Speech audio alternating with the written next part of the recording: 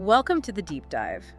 Today, we're really getting into the foundations of American politics, looking at that fundamental clash right at the beginning. The Federalists versus the Anti-Federalists. Yeah, and this wasn't just some minor disagreement. We're talking about two fundamentally different visions for what the United States should even be. You had the Federalists think Hamilton, Adams pushing for a strong central government. Right. And then the Anti-Federalists, Jefferson, Madison, deeply suspicious of that, wanting power kept local, protecting individual liberties. It basically split the country's leaders into political parties almost overnight. And they really had to figure things out fast, didn't they? Because the situation after the Revolution, under the Articles of Confederation, well, it was a mess. The government just wasn't working. Oh, absolutely. Economically, it was disastrous. You had this huge national debt, something like $78 million, which was enormous back then. Yeah. And the currency, basically worthless paper. And the biggest problem was the Articles government couldn't tax anyone. Exactly. No power to tax means no way to pay off that debt, no way to fund anything, really. It was completely hamstrung. And this weakness wasn't just an internal problem. Other countries noticed. For sure. Britain was shutting the U.S. out of key markets, like the West Indies, and they wouldn't even leave their forts out on the frontier. Plus, Spain was blocking the Mississippi River. Which was vital for trade for anyone settling out west. Critically important. So, the U.S. wasn't getting much respect internationally. The whole experiment looked fragile. So what was the final straw, the thing that made people say, okay, we need a stronger government? That really crystallized with Shays' Rebellion. 1786, 1787. Daniel Shays, right. A war hero leading farmers against debt collection in Massachusetts. Precisely. These were debt-ridden farmers, many veterans, facing foreclosure. And the national government under the Articles, it was powerless. Couldn't do a thing to stop this armed uprising. So who put it down? Wealthy merchants in Boston actually had to pool their own money to hire a private militia. That event, it really scared the elites, Washington, Hamilton, people like that. It hammered home the Federalist idea. Economic weakness invites chaos, invites anarchy. The whole project could fail. Okay, so that sets the stage perfectly for this core philosophical divide. Shays' Rebellion becomes Exhibit A for the Federalists. Let's dig into these two competing visions for national power. Well, the Federalists, coming out of that chaos, naturally argued for a strong, centralized national government. They needed an authority that could actually enforce laws, put down rebellions like Shays, solve these huge financial problems. And who did they think should run this strong government? Their view was pretty clear. Government should be led by the elite. The wealthy, the educated, the moneyed landed interests, as they sometimes said. They sort of felt the common person could be too easily swayed, maybe didn't understand the complexities. So almost like a natural aristocracy in a way, ruled by the best, who happen to be the wealthy and established. You could definitely see it that way. And of course, the Anti-Federalists looked at that and saw exactly what they just fought a war to get away from. British-style tyranny, basically. Exactly. Jefferson and Madison, they fear that a powerful central government would inevitably become oppressive, just like the British monarchy. They argued that the government that really matters, the one affecting your daily life, is local, your mayor, your county officials, not some distant president. And their biggest, most lasting impact comes from that fear, doesn't it? Absolutely. The Bill of Rights, Yeah. Those first 10 amendments exist because the Anti-Federalists demanded them. They wouldn't sign off on the Constitution without specific written limits on what this new federal government could do.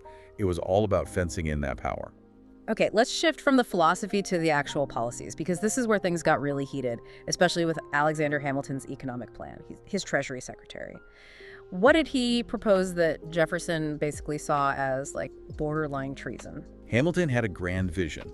First, establish America's credit on the world stage. Second, and maybe more importantly for him, bind the nation together. His big idea was for the federal government to assume all the debt, federal and state debts from the war. All of it. Why take on the state debts, too? That was the clever, or maybe cynical part. He proposed selling new federal bonds to pay off all this consolidated debt. And who would buy these bonds? The wealthiest Americans. Okay, I see where this is going. Right. So suddenly, the most influential, moneyed people in the country have a direct financial stake in the success and stability of the federal government.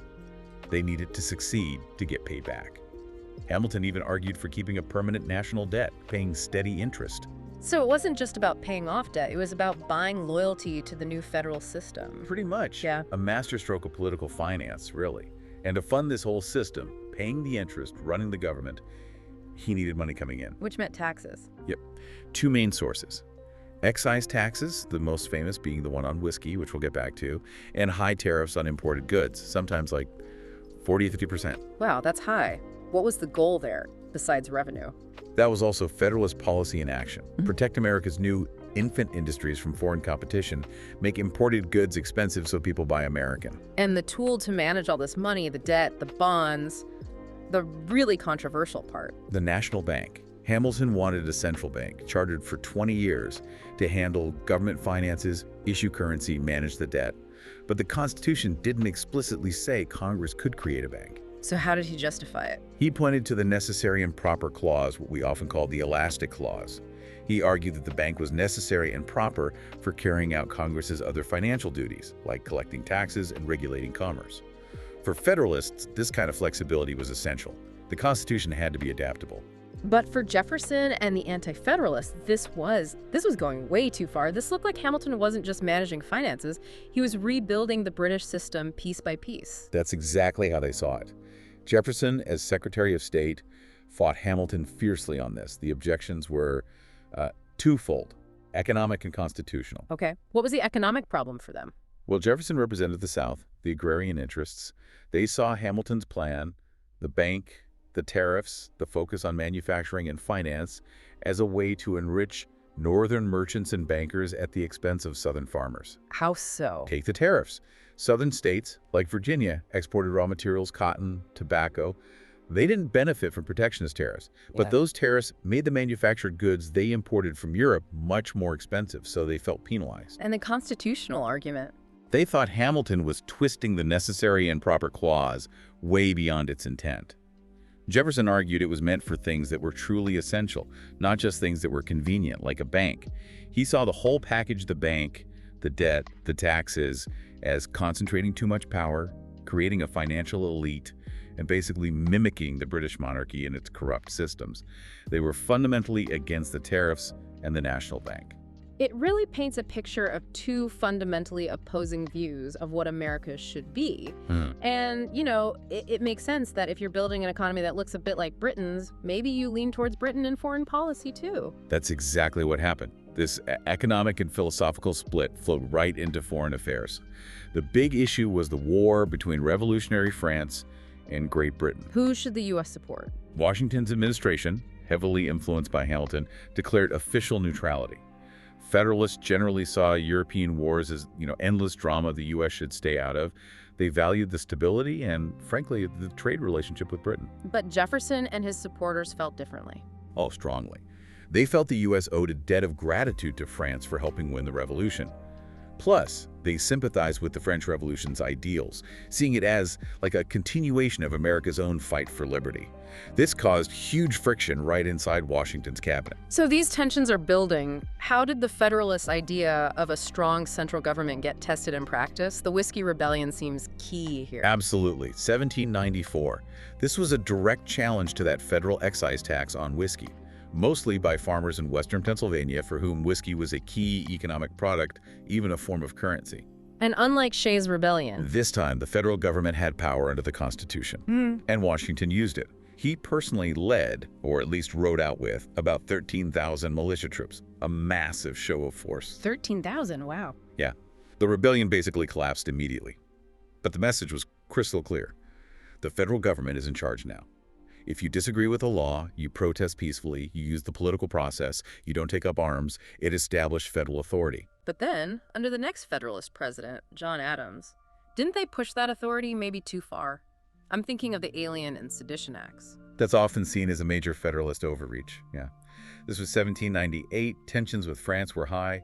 Congress, controlled by Federalists, passed these laws. The Alien Acts made it harder for immigrants who often supported the Democratic Republicans to become citizens. But the Sedition Act was the really controversial one. What did it do? It essentially made it illegal to write, print, or say anything false, scandalous, and malicious against the president or the government. So, you couldn't criticize the president. Pretty much. It was widely seen, especially by Jefferson's party, the Democratic Republicans, as a blatant attempt to silence political opposition, particularly the newspapers critical of Adams and the Federalists. It looked like a direct assault on free speech, something the Anti-Federalists had fought to protect in the Bill of Rights. How did the Anti-Federalists, or Democratic Republicans by then, respond to that? They used a powerful, if legally dubious, tool: state-level resistance.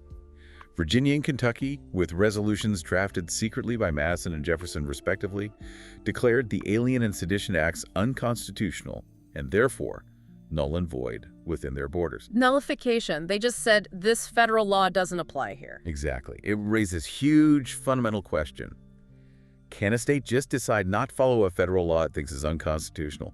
Who gets the final say? So who did get the final say? How is this resolved? Ultimately, it wasn't resolved through state nullification. The issue landed in the Supreme Court, though indirectly, in the landmark case Marbury v. Madison in 1803. Ah, yes. Stemming from Adams's last-minute midnight appointments of Federalist judges. Precisely. And the Chief Justice was John Marshall, himself a Federalist.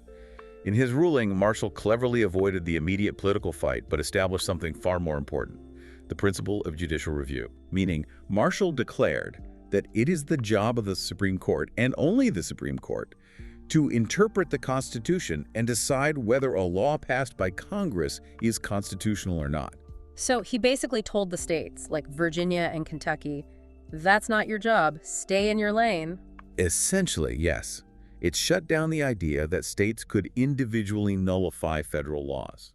It established the Supreme Court as the ultimate arbiter of constitutional questions. A huge victory, really, for the Federalist idea of centralized legal authority. Okay, so wrapping this up, thinking about the listener today, what's the big takeaway from this foundational fight between Federalists and Anti-Federalists? How does it still shape things? Well, you can see the echoes everywhere, right? This core tension: how much power should the central government have versus how much should stay with states or individuals? It's arguably the defining tension in American political history, and it's still playing out today in countless debates. So both sides sort of won in the long run. In a way, yeah. The Federalists, especially Hamilton, set up the financial architecture, established federal authority, ensured the nation was stable enough to survive. Washington's neutrality kept the U.S. out of early, potentially disastrous wars. But the Anti-Federalists gave us the Bill of Rights, that constant reminder to limit government power, and they cemented the importance of local control and agrarian values in the political discourse. So here's something to think about. The founders, guys like Washington, actively disliked the idea of political parties. The Constitution doesn't mention them. In fact, in 1796, you had a Federalist president, Adams, and an Anti-Federalist vice president, Jefferson, serving together. Right, because Jefferson got the second most electoral votes. The system wasn't designed for party tickets. Exactly. So what might American government look like today if they had actually succeeded? If that initial Federalist-Anti-Federalist split hadn't hardened into two dominant opposing parties as Washington had hoped, something to mull over.